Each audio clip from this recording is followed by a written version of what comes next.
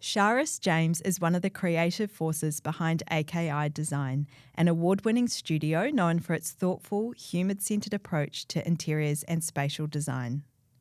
Charis brings a distinct perspective to the design world, one that blends refined aesthetics with a deep sensitivity to how spaces shape our experiences.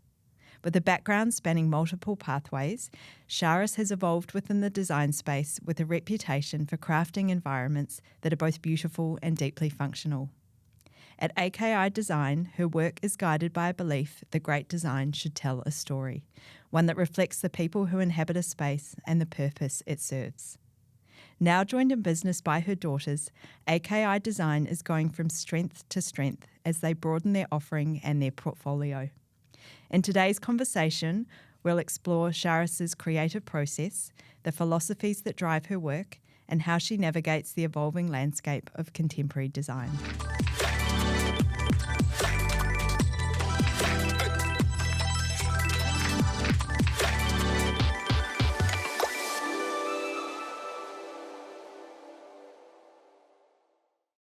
Charis, welcome to Her Design, Her Story. I'm really excited to be talking to you today. Thank you so much for joining me. Well, thank you for having me. It's a pleasure. I particularly interested in obviously the design element of your career, but you've had an incredibly dynamic and involved career to date, not just in the design industry. So I wanted to go back to a bit earlier on at the start of your journey when you finished school. Can you describe a little bit about what that first career path was like for you? Yeah, so it has been a journey. Yeah. When I first finished school, I really didn't know what path I was going to take. Yeah. It was sort of the early 80s and there weren't too many options at university for girls particularly, and not a lot of my friends went to uni either, so it wasn't something that was always in the forefront of my mind. Yeah. So I sort of left school and had a few jobs, retail, that sort of thing. And then I found my way into phys ed, which I know is a long way from design. But I was always really sporty and into health and fitness, and it was something that I just loved at the time. And I did a lot of science, sort of biology and that sort of thing at school rather than the art subjects. Yeah. You sort of had to decide which way you went. So it's tricky because it's quite linear at school. I can see it's changed a lot even now, but I finished school in 2000 and I remember thinking I'd always wanted to do architecture, but the subject, that was very linear subject selections. Definitely. Yeah. I remember being at school actually, and I missed one of my electives that I was supposed to get, so they put me in a graphic design class. Yeah. And I remember sitting there and they were actually doing a house. Oh, okay. And that was, I remember thinking, oh, I actually quite enjoy this. Like it was hand drawing and everything like that. And I thought, oh, I actually quite like this. But apart from that, I didn't really think anything more about it. I didn't realise that it was a career path either. Yeah. So I sort of went into PE and went out to, I think it's RMIT now, but it was Phillip Institute of Technology. So we worked with cadavers and all sorts of things out there. Oh, wow. Yeah, so anatomy and all of that sort of thing. So that was, quite a interesting journey. Before we jump into your more recent studies, I often find sort of in a creative sense, even if it's something people come to the realisation a bit later in life, that maybe there were people or someone in their life that was quite inspiring. Did you have anyone sort of in your family or friends working in a creative space? Yeah, definitely. Not so much friends, but I was always sort of, I like to say, half creative and half sporty, if you know what I mean. So, and a lot of the creative side has come from my family, who are all very creative in all different ways. Yeah. My mum, although she wasn't educated in design, she she was your ultimate 70s designer, fashion-wise as well. She loved clothes and had wonderful style and jewellery and the whole bit. And her mother, my maternal grandmother, she was quite iconic for her time. She was a dress dressmaker, but fashion designer in Flinders Lane in the city back in would have been probably the 30s. Yeah, incredible. Yeah, before she got married, and that continued right throughout her life. But she was also interested she was sort of like a Renaissance woman in that she turned her hand to anything like sculpture. She did pottery. She taught pottery. She sketched. She painted. She loved design and that sort of thing. And my dad was an engineer, very talented. Good combination. Designer, and I used to watch him hand drawing pumps and all sorts of stuff. Yeah. But he actually invented quite a lot of food machinery that's now produced in Australia, and he manufactured all those years ago. Oh, wow. So quite entrepreneurial as well. Yeah. Yeah. Lots of good talents in there. Yeah. You then went on to study a diploma of interior design at what was MIT. That's right. In 2001. What sort of led you, was there a pivotal moment that you thought, actually I'm done with my phys ed and I'm going back to university?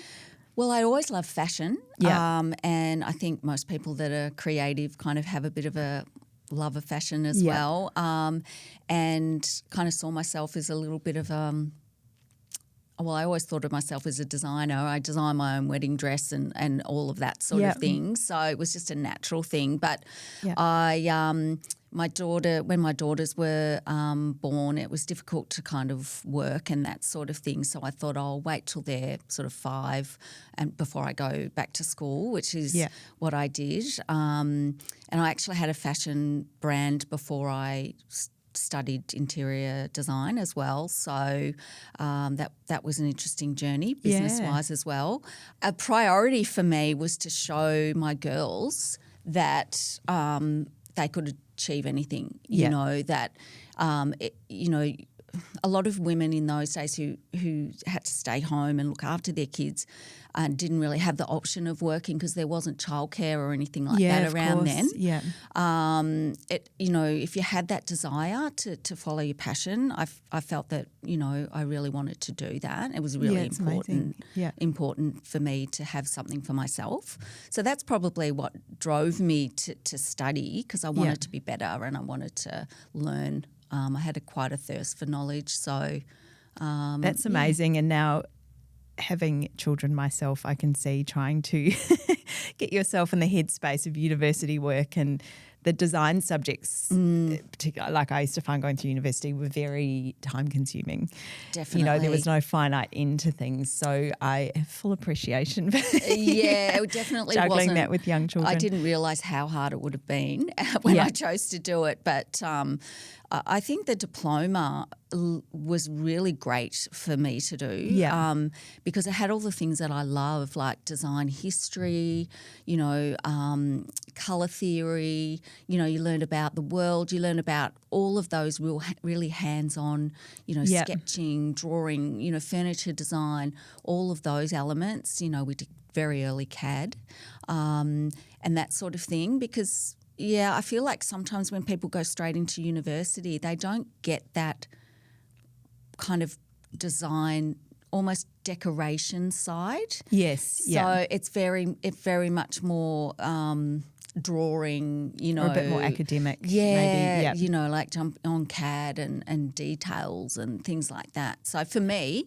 it was really a good start. Oh, that's wonderful. And then in 2003, so just over 20 years ago now, which is amazing, you started your business AKI Design, which again I think is really interesting and pivotal. So you've started your own business. What was that? Was that sort of an obvious shift for you after studying, just to go straight into running your own business? It evolved, really. I think once someone knows that you're doing interior design, it's like, when you pick the kids up from school, it's like, oh, I'm doing my house. Can you help me do this? Can you help me do that? It sort of started like that, really, and myself doing my own house. And also at the time I had a really great idea of going into real estate styling, which no one had heard about here in Australia. They were doing it in the States. So I sort of lent into that a little bit, tried to get that going. That used to be called staging. So that was part of it as well. and yeah, I just it just evolved really through friends to start with, and then starting to reach out to people. But it was difficult, I must admit, because a lot of the, I guess, studied firms and, a diploma wasn't probably what they were looking for. So I felt like I had to kind of lean into having my own business. Otherwise I wouldn't be able to work. Yeah. And then in 2016, impressively, you returned to university and studied a Bachelor of Design, specialising in interior architecture. So that's quite a big time jump as Definitely, well. What was the driver for you in going back? Well, I guess the major driver was, that sort of AKI kind of ticked along over that time. But we had a lot of personal things happening as well in that time. One of my daughters was living in LA, and she was living in Sydney as well. And so a lot of my time was taken up by doing those things. Yeah. And running my business at the same time, as well as having a younger child. So, there was a bit of sickness there from some, two of our family members, and I was the person that, I was the carer basically. So that all kind of happened, and I remember saying to myself, towards the end of I think it was probably just after Tess got married and that kind of thing was happening, just after it all finished, I said to myself, you know what, if there's not one other thing that I do, I'm going to go back and get my honours degree in interior architecture. And so, I just stopped working and dedicated 4 years full-time study. Amazing. So, and it was like, everyone, this is what I'm doing. Don't call me, in terms of my family mostly. But, so that, I guess that was my main inspiration. And like I said, again, the thirst for knowledge and wanting to be able to do more in the industry as well. Yeah. Because that's where my head went. I'm more architectural as well. So having those layers was really important to me. So I think that's particularly impressive. I went straight into my master's when I finished architecture, and we were moving house recently, and I found my master's thesis. Oh, yeah. I started reading it and I thought, I just don't know if I have this in me anymore. Oh, right. Yes, it's quite a so lot, I'm very isn't it? impressed. Going back's hard. It's a I think lot. you get very much out of that headspace of definitely, the rigmarole of assignments and university. And I had to do lots of extra courses. Yeah. Like, the young ones, they, Revit, everything. I think Swinburne were crossing over from CAD into Revit. So I had to do private Revit classes and all of that to get me up to speed. It was, that I struggled a bit with that, but I got there in the end, and it was definitely and it's worth funny. it. I think that's even changed so much. I think I graduated around 2007, 2008, and it's certainly definitely taken off a lot from there. It's a very Not my fault. specialised field. Me either. One of the wonderful things and unique aspects of AKI Design now is that, of course, you have your daughters working with you in varied capacities. Can you talk a little bit about how that it sort of evolved with you working together? Well, it evolved quite organically, I would say. Yep. I was running the business virtually by myself, and then just getting people in. It was a tricky time because COVID was sort of happening, and Candice was working she started her career working, she'll tell you all about it, but with MIM, and then she sort of took a break having her daughter and came back to work. And I said to her, like, why don't she's a bit like me. She needs flexibility as well, a bit of space. She's not a sit down at a desk, 8 hours a day type of person. So anyway, it offered her a bit of flexibility while she was trying to get her head around having a child.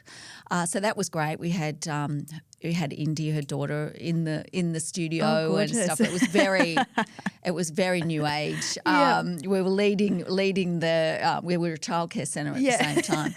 Perfect. And then Tess got involved because obviously her media background, and she's done a lot of work around branding, different things that she's done over the time. She's got a really great mind when it comes to that sort of thing, as well as her experience. So she started doing a few little things for me, like, she'd say, Mum, you can't do that, and you can't, you need to say this on the website, you need to, Anyway, she ended up coming to work as well, and she was studying as well interior design, which she's still studying. So she had a love of fashion and design as well. So that worked really well. She's just recently stepped back a little bit for various reasons, but she's still really involved in the media and marketing side of what we're doing. So really it's, Candice and I, and then we have contractors that we bring in. Right. I was going to ask, in terms of workload. Yeah, well, I've sort of found over the years I work better that way because there's not the worry over work, there's always a pressure, what's coming up, blah, blah, blah, we've got no work for next year. Like, can we, get some projects in type of thing. And if you've got staff, it's a lot of pressure. Yes, and I think it's been interesting speaking to a few people now through how they've worked out what's worked for them as well. Like I think everyone's idea of how an office working is obviously quite different, but it can become that people management side, which can become quite time consuming and harder to navigate sometimes. Well, so I sort of have certain people that if I need to scale up for certain projects, I'll bring them on, and it's working from home and specialists in their field as well. So it's really good. It's more of a contract role, and And I'm very much across the creative side, so that's really nice. I've sort of stepped back in my day-to-day running of the business, which has been so good. It's like busy. And Candice has really taken that road because obviously she's the future of the business as well.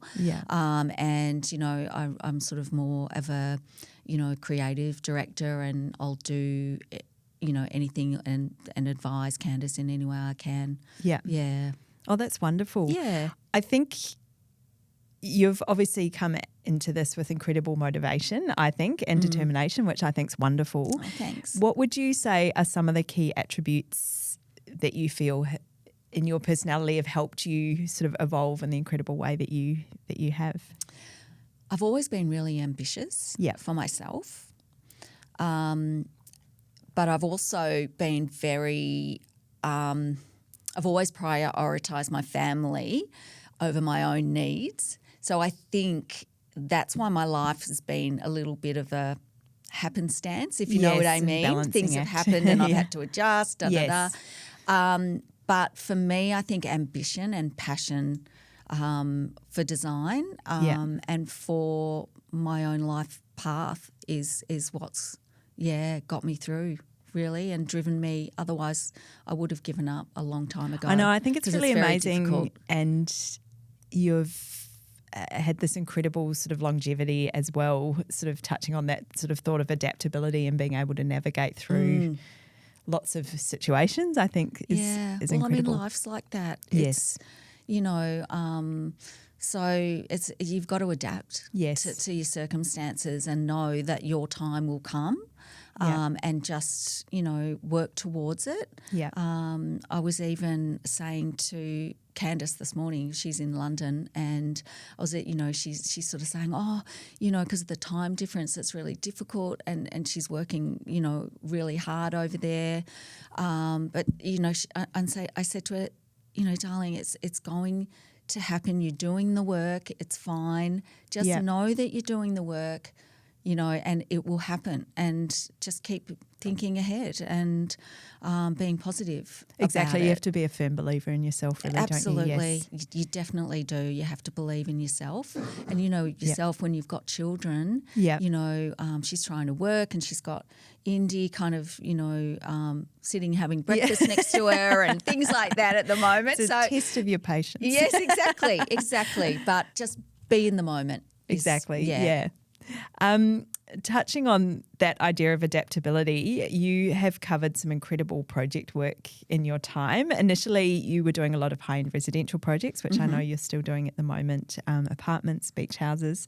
But recently, you've also expanded your portfolio to include some hospitality and some retail work. Was this quite a conscious, sort of intentional decision to open up to more projects, or has it just been an evolution of clients approaching you? I think it's been my dream. Is probably the first thing I'd say about that. When I was at Swinburne, I did my honours degree. I did my thesis on wellness hotels. And this was going back nearly 10 years ago. And I always felt my design aesthetic really lent into that luxury boutique hotel more commercial space, when you've got a narrative and you're really telling the story. It's a really nice place to work because yes, you have to deal with the budget and that's a big thing to have to deal with in any design industry, but you sort of, I don't know, you've just got this narrative that you're telling. It's a story that's unveiling, and I really love that. There's less restrictions in that way, I feel. So that's my sweet spot, I think. So I really wanted to move and move the business into that area. And I feel like the residential projects that we've done, you can see that element and it, working in that space. So, and TNT was our first major Brisbane store that we did. I was going to touch on that. It's really beautiful. It's just opened. Is that it right? Has, yes. Just opened a few weeks ago and is going really well, apparently. So that's great. And that was really a great project to do. We really lucked out on getting that because, one, it's in a hotel. Yes. And it's in a great such spot. a beautiful hotel, and it's the main shop as you walk in. So we had to really take in the aesthetic of the hotel, the clients in the hotel, how they would see it as they're walking out, because it's all windows and there was just a lot to delve into, which we love to do. And Vanessa Spencer, who heads up TNT, she was great to work with. She left it up to us. She gave us a few little, imagery sort of images and that sort of thing, but we were always on the same page as far as that goes. So we felt confident and able to deliver something that she would love, which turned out really well. It looks beautiful. I'm very excited to get up there and have a look. It's even much better in store. Yeah. Alongside your amazing portfolio of work, you also have done some wonderful collaborations recently. One of the ones I wanted to touch on was your collaboration with Zen Design. Can you talk a little bit about what the offering is there and how that came together? Yeah, so that sort of all came to fruition about this time last year. We worked over a few months getting it all together, but it was basically we were approached by Zen to I think we sort of got to know them. It was a bit more like that. And then it's like, because we do a lot of furniture design in our projects, it kind of led us to having this conversation around, well, let's do, an actual collection of beds based on the AKI sort of aesthetic.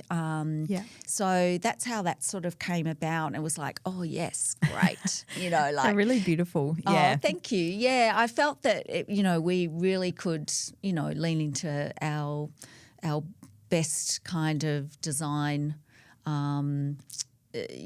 elements that we bring to houses, and also knowing what was going to – it gets you thinking about lots of things, what was going to sell in the market, not being too kind of distinctive and they're all great kind of challenges, I would say, but it's beautiful. In line with the collaboration with Zen, you've also done a wonderful rug collection in collaboration with the local project. Yes. Was that a similar evolution of how the Zen collection came together? Yes, similar. We're in collaboration with the local project about other things, and then this opportunity came from Ruggable through the local project. So it was a team effort, and they chose 3 Australian designers to put together their own rug collection. So it was Brem, Tom, Mark, Henry and ourselves, which was, exciting. It was actually. I did a lot of the creative work around the rugs. We had to come up with 3 designs, and we workshopped the colourways, and it was quite an interesting process. They're based in America, but they've just launched a manufacturing factory and a whole process here in Australia. So this was their first. I've seen them appear a little bit more now. So, and the thing about them is that you can wash them. So they're washable rugs. Yes, and maybe that's why they keep feeding to me on Instagram. Probably. Good for me. And just a tip, Tessa's got one in her lounge room, and she's got 4 kids, and it's absolutely brilliant. Yeah. Yeah. That's what we need. Very practical. And gorgeous at the same time. Oh, that's exciting. Continuing, I guess, this idea of development, obviously finding inspiration and keeping ourselves motivated is a big part of being in a creative space.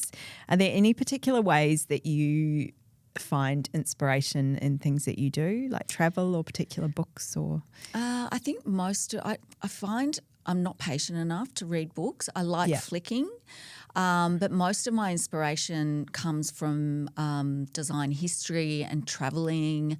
I'm very intuitive, so if it's a project that I'm doing, I like to maybe have a few images from the client before I let my mind go, and then I find that I walk into a space and I'm very much, I know where to go. I know where to take this, and then it's working with the client, obviously. But I'm also driven a lot by architecture. Yeah. So whatever the architecture is telling me from the outside, this is if it's a renovation or even a new home, I feel I need to be I need to have that alliance with the architecture as well and really take that into consideration. I find having that background in interior architecture, and obviously we do a lot within the architecture area as well when you're studying. I have a real appreciation for architecture. I think I could have been an architect, but I'm not going to do any more study. It's a big one. It's a big one. It's like, no.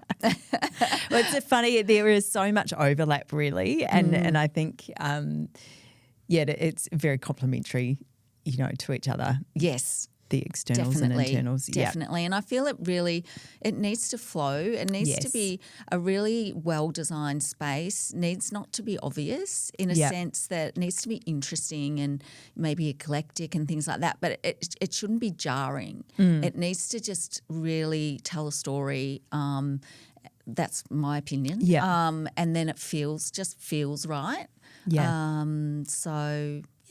And similar ideas of scale and things which can flow in from the architecture as well. Obviously, absolutely, really definitely. And as you would know, as you've worked and those things you just know, I need something there in the corner, or, we need to take the design line of the joinery up here and, because it needs to align with something else, the bulkhead or the, something else that's in there. It's just a natural thing that you kind of you learn all about it and you learn all the principles and elements of design and that sort of thing. But it's not until you actually get into a space that you realise that you actually know those things. Yeah, it's exactly. just that and trust your intuition. Yeah, it gives you the confidence to okay, that's why I'm doing this. Or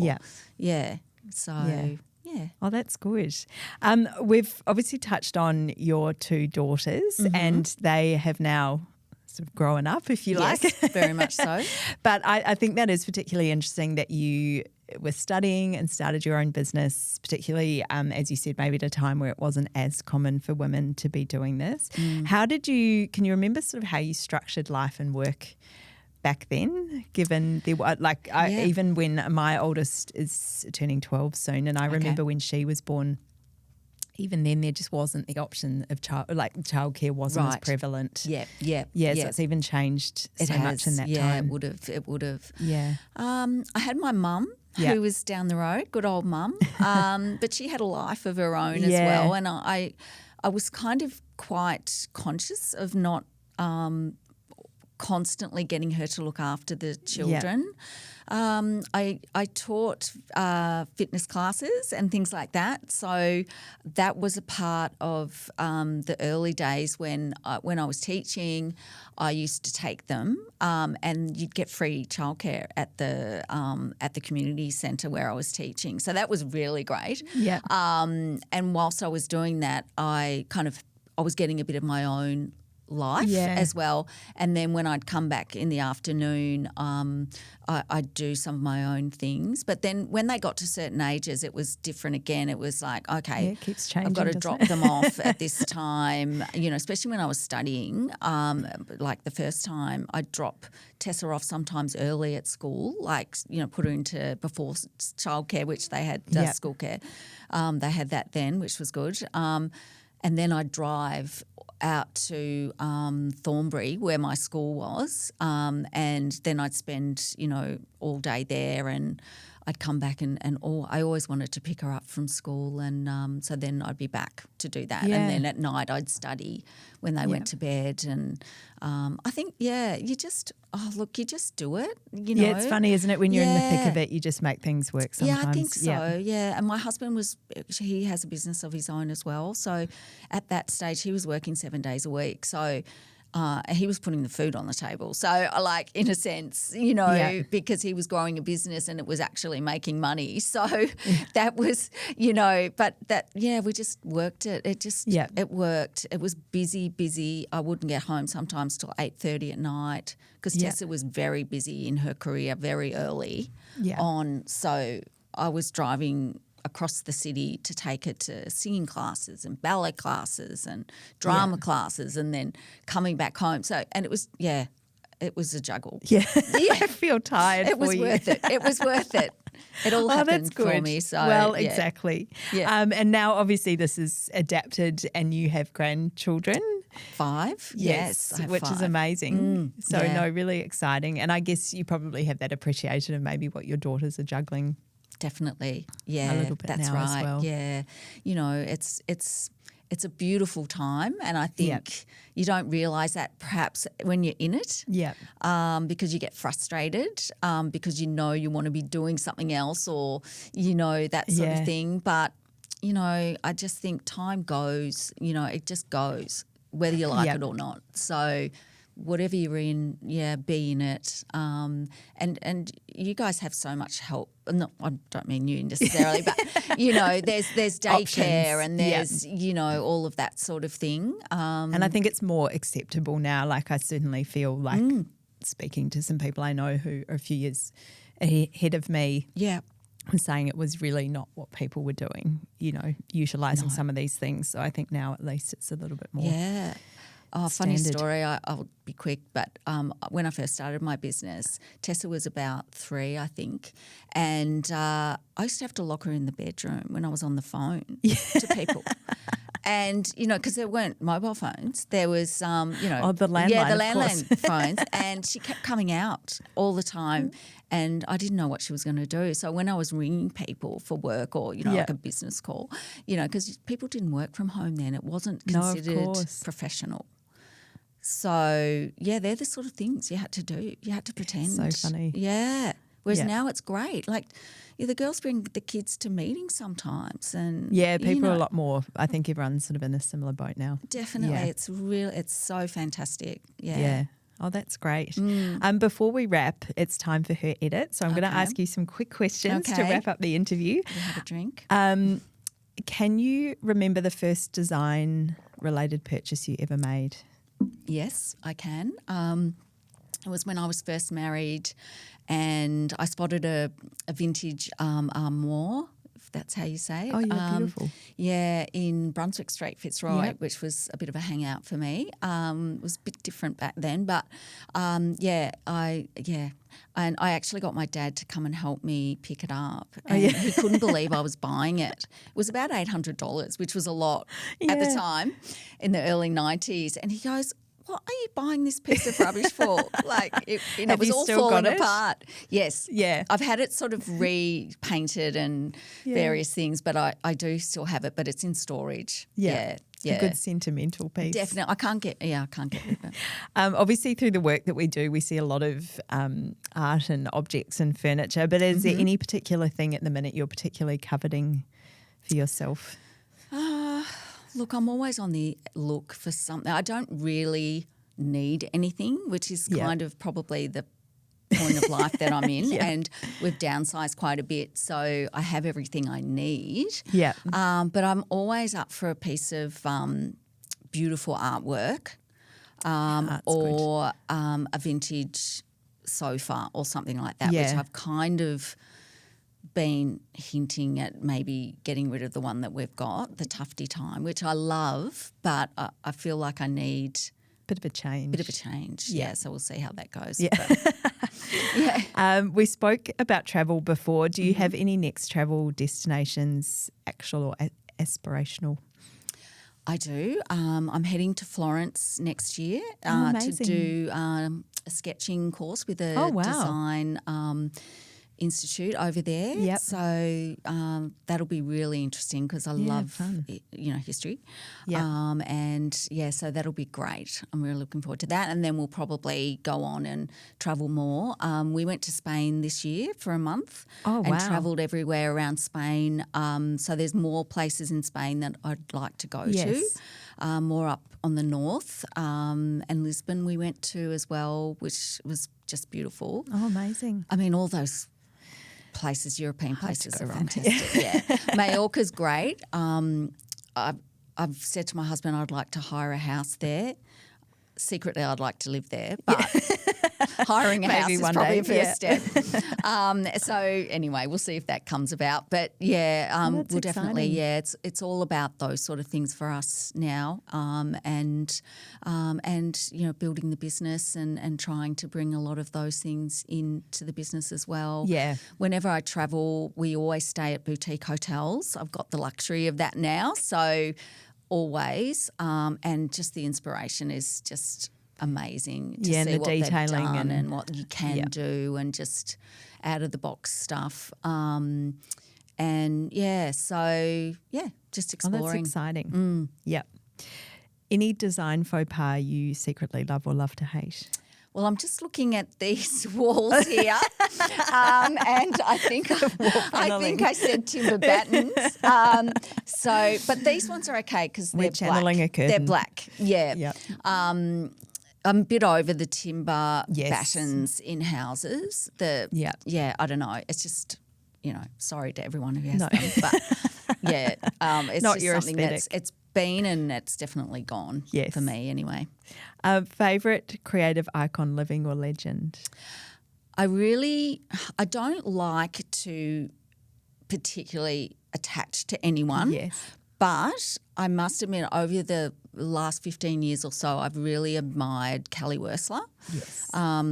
And I know she's a bit of a trending thing at the moment, but she's very clever. She's very clever, and I used to really love the way she sort of built her business. I've been to her studio a couple of times. Oh, wow. Tessa lived over in LA, so right near her studio. So that was really great, right near Melrose Place, and I actually met her once when I was over there, so that was really great. I really admire her adventure and the way she attacks her interiors in a sense that anything's possible. Yes. You know, you can bring it all back to making sense, and it's just full of really breaks the interesting rules in things. a good way. Yeah, Definitely. Yeah, I really love that about her. I suppose as a person and also as a designer. Yeah, no, she's incredibly clever. Could you summarise your aesthetic in 3 words? Okay. I would say definitely rich. Yep. In depth and luxury. Elegant, but also really interesting and intentional. Yeah. So, I guess that sort of covers it. It's a hard one to actually well, put into I think words. there's also the sort of visual element, and then I find, particularly with your work, we're touching on storytelling before, there's that underlying narrative which may not be super apparent sometimes in photographs, but absolutely in the feel of the space. That's right. And as the designer, you'd know, like, you need to start with that. Yeah. You know, you need to know where you're going and what you're talking about. Yeah. So you need that narrative. Yeah. Last question. If your style was a celebrity, who would it be? Ingrid Bergman. Oh, that's a good one. So people probably don't know who she is, but she's actually Isabella Rossellini's mother. Yes. Yeah. And an original icon. I really love Isabella Rossellini as well, actually. But she's just gracious and beautiful, and she's an icon. I like to think of our spaces as being, something that can live on and be really important in people's lives. Yeah. Yeah, that's wonderful. Charis, thank you so much for your time today. I've really enjoyed our conversation. Oh, thank you. It's been great. Enjoyed Thank being you. here. Thanks.